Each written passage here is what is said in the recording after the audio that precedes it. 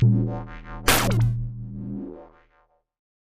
hi guys, we're back at Tabletop Tyrant in Leicester following this weekend's regional. I'm here with my boy. Introduce yourself. Hi, I'm Conor Dwyer.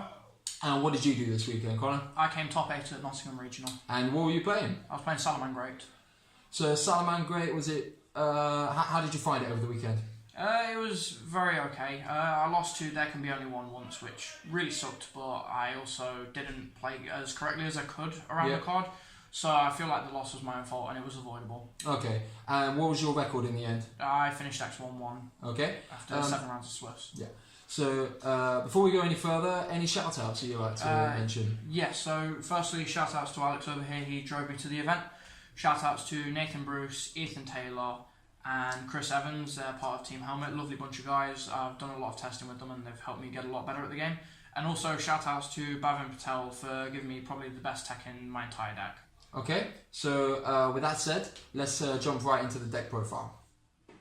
So firstly I played the main Salamangreat engine, which was 3 copies of Gazelle and 3 Spinny. These cards are the bread and butter of the deck and they're really the reason that the deck sees any play, I think. Gazelle allows you to send a card from your deck to the graveyard and Spinny is free body on the board. Just want to apologise for the glare on some of the cards, hope y'all can see it, but it's the lighting's really awkward here. Carry on, mate. Right, so for the normal summons, I played 3 copies of Salamangreat Foxy, 3 copies of Flame Buffalo, and 1 copy of Lady Debug.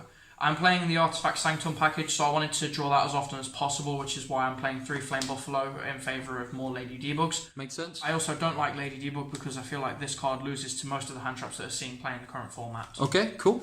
Carry on. Right, as for the Garnets, I played 1 copy of Salamangreat Jack Jaguar, 1 copy of Salamangreat Falco. Yep. And as I was playing the Artifact package, I'm playing 1 Artifact Scythe as well. Yep. That card's pretty good, I hear. Yeah, it won me a lot of games I probably didn't deserve to win because I didn't do anything skillful, I just flipped Sanctum. Yeah, it is what it is. So moving on, looking at hand traps. Yep, I played 3 copies of Fantastical Dragon Phantasme. This is a very pretty boy. 3 copies of Ash Blossom and Joy Spring. And 3 copies of Effect Veiler. Look at that crisp old teeth. The reason why I played the Effect Veilers over the Infinite Impermanence is because of the fact that after summoning Phantasme you can draw the Effect Veiler, and I thought that the lack of conflicting was more worth it over the increased versatility that Impermanence provides. I didn't feel like it was necessary to play Impermanence, even though I've mentioned Scythe being so good. Most players against Salamangreat will just hold the Artifact Sanctum until you control a monster, so there's no point in it. It has no additional benefit over Effect Veilers. Benefit of being able to play it after you drop Phantasme, so it's not dead after you've drawn cards. The other hand traps are just the most versatile ones in the format. As for the spell cards, I played 3 copies of Salamangreat Circle, 3 copies of Called by the Grave to push through my plays and to function as a pseudo trap if they don't open a hand trap, 2 copies of Will of the Salamangreat and 1 copy of Fusion of Fire and the 1 spell Garnet Salamangreat Sanctuary. Yep. The reason why I played 2 Will of the Salamangreat is because it allows you to extend through hand traps when you aren't fortunate enough to open Called by the Grave, and with it only being a 3-of, it's not as often as you'd think. However, Called by the Grave did negate an awful lot of hand traps during the event. For the trap cards, I played 3 copies of Artifact Sanctum. This was probably the best card in my main deck throughout the event. And then 1 copy of Salamangreat Roar to make sure that the Artifact Sanctum is resolving as often as possible. And the 1 copy of Salamangreat Rage, because I think that it's too good not to play. Is that it for the main deck? That's it for the main deck, 40 cards. 40 cards. Right, onto the extra deck. Played 3 copies of Salamangreat Phalanx. Sorry about that noise, guys. There's people coming in and out of the shop. 3 copies of Salamangreat Phalanx. This is the main starter for your deck. Without Phalanx, it would be very difficult to play during turn 1 when you need to be setting up the graveyard. Yeah. Right. Try to keep the cards exactly where they were just a moment ago because I get a good picture there. 3 copies of Salamangreat Sunlight Wolf, another really important card. However, this one is not a starter and is actually the main combo piece of the deck. It allows you to recur a card from the graveyard, as well as recurring a fire monster if something is summoned to a zone it points to. Yep, please no reroll, right? Yeah, it is really sad. It didn't happen. I was very fortunate. I was also very fortunate when I was playing against Blue Eyes Guard Dragon in round 7. He summoned to the zone I pointed to and I digged the Ash out from grave. I opened super suboptimally, so I had to use the Ash to achieve full combo, and so the misplay cost him the game. 2 copies of Salamangreat Heatlio. You need 2 so that you can resolve its full effect. And then onto the non-link monsters, I played 1 copy of Salamangreat Violet Chimera because it's an absolute OTK machine. 1 copy of Salamangreat Mirage Stalio. This card does a lot, but I don't think it's necessary to play it too. 1 copy of Abyss Dweller because I think it's the best generic rank 4 in the format at the moment. Then I played the Update Jammer and Borrowload Dragon package.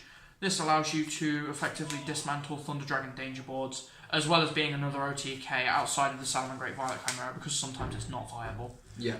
The other two I played were Phoenix for being a generic fire monster, and Heater because it's really good in the mirror, and it also means that you can play around cards more effectively. I used Heater once against a Guru Control player to recur an Ash Blossom, and because I was making plays that way, I was able to tease out more of his back row before I made my Sunlight Wolf play. He ended up having a Solemn Judgment, so that was the correct line. On to the side deck now. I played 2 copies of Droll and Lockbird, 2 copies of Dino Wrestler Pankratops, 3 copies of Ghost Reaper and Winter Cherries, 3 copies of Iron Dragon Tiamaton, 2 copies of Twin Twisters. Can we move this bottom line a bit further up so we can see that spicy Tiamaton? 2 copies of Twin Twisters, 1 Super Poly, and 2 Goes Unmatched. You might notice there's a lot of 2-ofs in this side deck, and it's because I came to the conclusion that the format really is still quite open, and it's not really a 1 or 2 deck format, and there's many decks that you have to prepare for, so I wanted as versatile a side as possible. Yeah, so lots of useful 2-ofs give you flexibility. Yes. We'll want to talk about Iron Dragon Tiamaton. Yeah, so now we've gotten through the profile. We'll have a chat about some of the spicy text. Okay, so that's it for the deck profile. We're going to have a little bit of a discussion about some of the cards that you played, some of the choices that you made, cards you have not to play, ratios, and of course your boy Tiamaton, which I heard was very good for you. Tiamaton put in work all throughout the weekend. Because I didn't get any Salamangreat mirrors throughout the weekend, and I ended up getting a lot of rogue decks instead, Tiamaton was able to put in work and allow me to more effectively play through back row and floodgates. Mm-hmm. So for those who don't know, who need educating, let's actually talk about what Tiamaton does. Yeah, so you'd set it up by doing the standard 2-card combo play featuring Spinny and Gazelle, or any other Salamangreat name in Gazelle. But it's primarily Spinny and Gazelle. So what the end board for that is typically a Salamangreat Sunlight Wolf in 1 extra monster zone with a Jack Jaguar underneath it, and a Salamangreat Mirage Stalio at the other side. However, you would link off the Salamangreat Mirage Stalio at some point during this, as that would open up the zone that you want to summon the Tiamaton in. Yeah. And then the trap that you recur from the Sunlight Wolf, you set into the same column as the Jack Jaguar and the Sunlight Wolf. Giving you 3 in a row, and then you drop the Tiamaton. Yeah, to fulfill the activation the other extra deck side. And then you drop it into the other extra deck side, and this functions as a pseudo Sanctum, and it's just another way to win going first. Yeah. However, I found that throughout the course of the day, because I played a lot of Guru Control, I have 7 cards that I have to side out against that deck because they're completely dead in 3 Sanctum and 3 Phantasme. And so I had 4 cards in the side that I wanted to bring in Dino Wrestler, Pankratops and Twin Twisters. So I thought that it made sense I may as well bring in the Iron Dragon Tiamaton as well, and that helped me to out there can be only 1. It helped me to destroy a Solemn Judgment, and obviously he wasn't going to flip it in response to a Tiamaton. So the card put in work for me against pretty much every single matchup that I had over the course of the weekend. Okay, so that's the Tiamatons. You mentioned Goes Unmatched to me before doing this, before we did the profile. So how did you find this? So during testing, initially I found that the Sky Striker matchup going first and second was incredibly difficult. However, over the course of getting gradually better with the deck and playing it a bit more, I realised that Sky Striker really isn't a matchup you should be concerned about unless you're going second, so that Goes Unmatched really wasn't necessary in the side, and I probably look to drop it going forward. Okay, that's fair enough. And I noticed that you weren't playing DD Crow, and obviously a lot of builds are, so what's your thoughts on that? So the day before the event I was actually maining 3 copies of DD Crow, and I was discussing with my friend Bavin at Locals, who also gave me the Tiamaton idea, and he was saying that Call by the Grave was simply better even if you were going second because of its utility to negate, and also to push through your place through the hand traps that you may encounter throughout your run.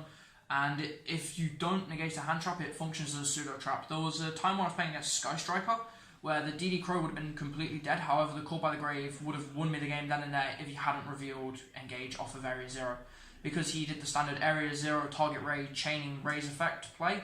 However, I then as Chain Link 3 activate Call by the Grave, targeting his ray, and because he's already committed his normal summon, he has to get into Hornet Drones now or he just loses the game immediately.